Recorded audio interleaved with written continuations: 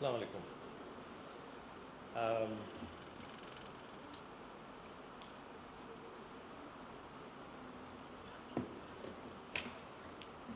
so I'm not sure what you guys were expecting. Um, you're going to get what I want you to hear. So here we go. Um, no conflicts to disclose.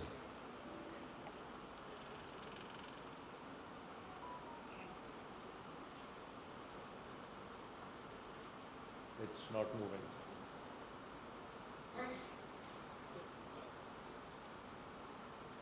Okay. So we're going to talk a little bit about what's structured reporting. And what's the difference between structured reporting and standardized reporting, and then there's a fundamental difference between the two. And most of my talk is going to be about standardized reporting and not structured reporting. And then we're going to look at some standardization in reporting in lung cancer. And because we have to finish in 15 minutes, I'm only going to be talking about non-small cell lung cancer and for nothing else.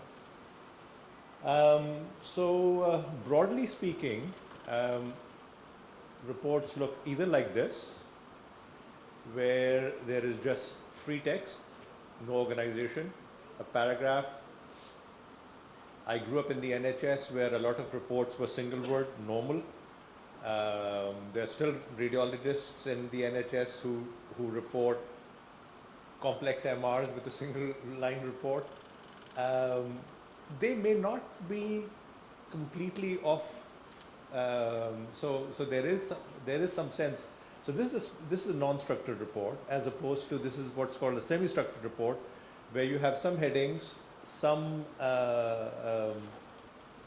organization, but the actual report is still just free text. And then you have a fully structured report where you have individual organization within the body of that report itself, right? So you go from structured to semi-structured to non-structured. Does it make a difference? How many people think that this report is a better report than the first two reports? Hands up. Okay. Well, the data doesn't agree with you. There is very little that tells you that structuring a report makes any difference to patient outcome, right? It's not the structure of the report. Because if you look at all three reports, and I'll go back to them very briefly, there is no single data point that you have additionally in this report that you didn't have in this report. Okay? All the data points that are in this report are also in this report. Does not make an iota of difference on patient outcome. It makes it easier to read, it looks more impressive, and it's probably easier to defend in a court of law if you ever end up being there, but it makes no difference to patient outcomes. What makes a difference to patient outcomes is if you have what Weiss and Bolos call a level 3 structure to your report. And what a level 3 structure means that you have a standard lexicon and a standard ontology. How many people know what ontology is? Okay, so ontology it's actually a subject in philosophy which deals with how you know that you exist, right? That's ontology. But here ontology means, lexicon means language, which is simple. Ontology means what makes you say that something is there or not there. Okay, so is the lymph node there? And if the lymph node is there, am I going to call it? That bit of your analysis is ontology. How you actually call it is lexicon. So if you have a standard lexicon and standard ontology, your report becomes a level 3 structure. The problem is it's virtually impossible to get a universal agreement on standard lexicon and standard ontology. in all aspects except oncology, because we have the TNM. TNM is the widestly applied standard of lexicon and ontology. It's specific to cancers. For lungs, the current standard is the 8th edition, came out in 2017. The fundamental changes, so if you are not up to date, please do go back and look at this. This actually is a review article, it's free online, gives you a very good comparison of the difference between 7th and 8th. I'll not go into the differences, but briefly, T0, TIS are non-radiological. Well, T0 theoretically is because you don't see anything. TIS is not a radiological diagnosis. T1 is a tumor that's less than 3 centimeters. And you can have various other subdivisions, but typically it looks like this, which is a small lesion in the right lower lobe. And we'll talk about a little bit about how you actually, what you actually say and how you say that. T2s are tumors which are greater than 3 but less than 5. But any tumor that invades either the visceral pleura, the main bronchus, or shows an atelectasis that extends to the hilum, and that's important. Atelectasis has to extend to the hilum for this to become a T2, and T2A and T2B are again further differentiations based on size. T3 is any tumor that is less than 7, greater than 5, or any tumor that invades the chest wall, the pericardium, the phrenic nerve, or shows one or more satellite nodules in the same lung, right? Satellite nodules in the same lung, it's a T3.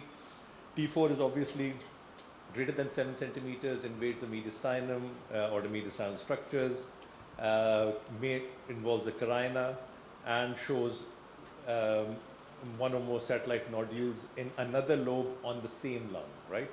So T3, another nodule in the same lobe. T4 in another, in a different part of that lung. A little bit about, pancoasts can either be T4 or T3, and the difference between is if the lesion is below the supraclavicular fossa, it is a T3. So if it is only involving the first and the second thoracic divisions, it is a T3. If it goes above and involves the T8 or C8, it involves the C8, it's a T4, right? And you can only figure that out. You can't figure that out on a CT scan. The only way you can figure that out is on an MR.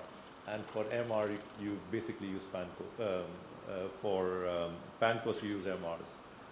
I'm going to spend the most time that I have on the nodes because I spent some time away from Pakistan, and although I was employed as a neuroradiologist on call, you had to cover all chest. And once I got there, I realized, oh my God, this is how HRCT is read, because we had 2 board certified chest radiologists there. But one thing I thought, well, lung cancer is easy, right? I've done lung cancer all my life. I can report lung cancer. I report a lung cancer. The next day, get a phone call saying, where are the stations? And I said, along the railway line. The guy wasn't amused. And I had to go back and learn. And I've looked at the reporting here, and virtually nobody, not even in cardiothoracic centers, uses this lexicon. And this is a standard lexicon. This is given in all books, but virtually nobody uses them. So let's just go through these a little bit quickly. There are 14 zones in the mediastinum where everybody uses nodal levels in the neck, but virtually nobody uses nodal levels in the chest. So chest 1, station 1 is low cervicular supraclavicular. Let's go on and look at the images. I think there will be much more. So the landmarks, and it's important to remember the landmarks. Don't take pictures, go down to that. All the images are from radiological, radiologyassistant.nl. and they're all there. You don't need to take photographs. Um, the landmarks is the line joining the first rib. Everything in front of that line is station 1. Everything behind that line is mediastinal, and it'll depend on which level you are actually at. So at this level, for example, it's still the first rib joint. Anything in front is station 1. Anything behind is station 3, because here you are behind the level of the trachea. The second landmark actually is the so on all of them, they are the yellow dotted line is joining the first rib. So everything in front is still station 1. Everything behind that is stations 2 or 3. Your second landmark is your left border of the trachea. The left border of the trachea divides right and left. The left border, remember that. And the posterior border of the trachea divides the anterior and posterior. The second landmark is the posterior border of the left common carotid. Okay? Trachea, left border, trachea posterior border of the left common carotid. Those are your landmarks. And then further on down, the landmark is the posterior border, so the posterior border of the left rib. And the next border, the next important landmark is the azygos, and the posterior border of the azygos divides anterior and posterior again.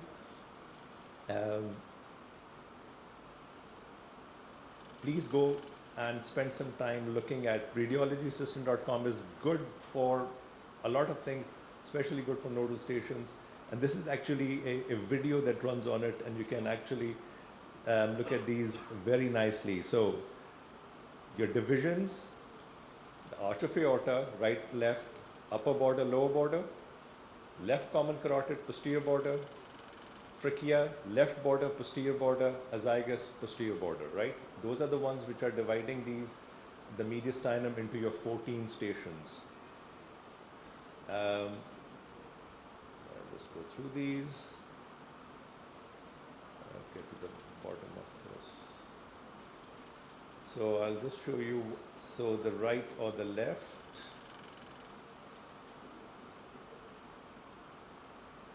Okay, so if you had a right lung tumor, the nodes which would be N1, N2, N3. So N1 are ipsilateral peribronchial nodes. So in everything from so the 10 are right and 14. So 10 is hilar, 14 is peribronchial. N2 would be ipsilateral mediastinal nodes. So mediastinal 2 are station 2 is upper paratracheal. Station 3 anterior is upper mediastinal. Station 3 posterior is posterior mediastinal, paraesophageal. 4 is lower mediastinal. 7 is subcarinal. 8 and 9 are lower mediastinal, paraesophageal, and paraaortic. And obviously, anything other than those, which are ipsilateral mediastinal, if there is any contralateral mediastinal node would be an N3. Okay. M staging, if there's no distant metastases, it's M0. If there are distant metastases, then you have one of 3. M1 is a malignant pleural effusion or a malignant pericardial effusion,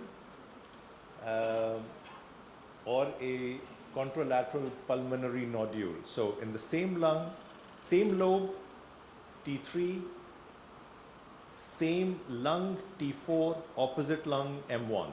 Okay? And M1C if you have multiple exothoracic lymph nodes. This is what the multiple exothoracic lymph nodes look like, single vertebral collapse and multiple.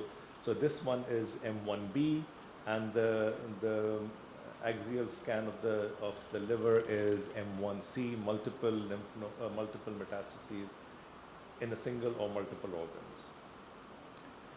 Okay. The reason because I wanted to spend some time on this one. So this is, everybody have a very good look at this. These are 6 representative scans from a patient. In my next slide, I'm going to give you one of 5 options as to the T, N, and M. So have a very, very good look at it. Okay? So, best response. People who think this is T3, N2, M0, hands up. Nobody thinks this is T3 or N2. T3, N3, M0. Okay. T3, N2, M1. T3, N3, M1. T4, N3, M1A. Nobody wants to commit. This is the problem that our nation has, right? Nobody wants to make everybody wants to sit in the drawing room and talk. Nobody wants to commit. Can I have a pointer? I need a pointer for this one. Thank you. Okay. Mass. It's under 7 centimeters, but it's invading the diaphragm, so it automatically becomes T4. There are so there are subcarinal, so that's station 7, but it's still on the same side. This is hilar, station 4, still on the same side. Inferior mediastinal, you can argue that it's still on the same side, so this is 8, but you have 2L on the right side of the tumor. So if this is 2L, so this is T4, N3, and there's a nodule in the opposite lung, so this becomes M1,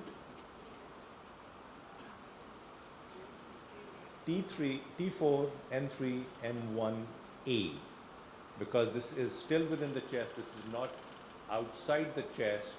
If the metastases are outside the chest, they are M1B or M1C, depending on whether there are single or multiple ones. So this is what the standardized report would look like. 5 centimeter enhancing mass, right lower lobe, primary involved in the posterior segment. Remember your segmental anatomy. That's again a lexicon that is agreed. No involvement of the bronchus and the mediastinum. T4, node, N3, M1. Remember, our role as radiologists is to give the T, the N, and the M, not to give the stage, because the stage, unless it is visible on here, you may not even know that metastases exist. So you do not give a stage. You give a T, you give an N, you give an M, and you leave the stage to the tumor board to decide. Structured reporting, standardization of lexicon is what you should really be aiming for. And for oncology, please do use a TNM. Thank you.